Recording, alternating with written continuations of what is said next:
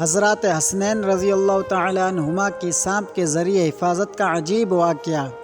حضرت سلمان رضی اللہ تعالیٰ عنہ فرماتے ہیں کہ ہم لوگ حضور صلی اللہ علیہ وسلم کے ارد گرد بیٹھے ہوئے تھے کہ اتنے میں حضرت یمن رضی اللہ تعالیٰ عنہا آئیں اور انہوں نے کہا کہ یا رسول اللہ صلی اللہ علیہ وسلم، حسن اور حسین رضی اللہ تعالیٰ عنہما گم ہو گئے ہیں۔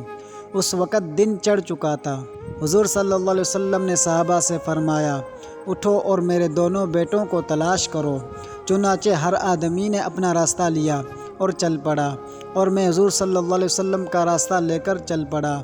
حضور صلی اللہ علیہ وسلم چلتے رہے، یہاں تک کہ ایک پہاڑ کے دامن میں پہنچ گئے تو دیکھا کہ حضرت حسن اور حضرت حسین رضی اللہ تعالیٰ عنہما ایک دوسرے سے چپکے ہوئے کھڑے ہیں، اور پاس ہی ایک کالا ناگ اپنے دم پر کھڑا ہے جس کے منہ سے آگ کی چنگاریاں نکل رہی ہیں۔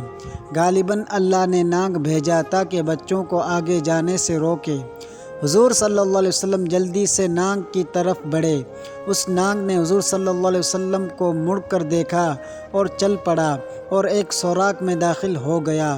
پھر حضور صلی اللہ علیہ وسلم ان دونوں کے پاس گئے اور دونوں کو ایک دوسرے سے جدا کیا اور دونوں کے چہرے پر ہاتھ پھیرا اور فرمایا، میرے ماں باپ تم دونوں پر قربان ہو، تم دونوں اللہ کے ہاں کتنے قابل احترام ہو۔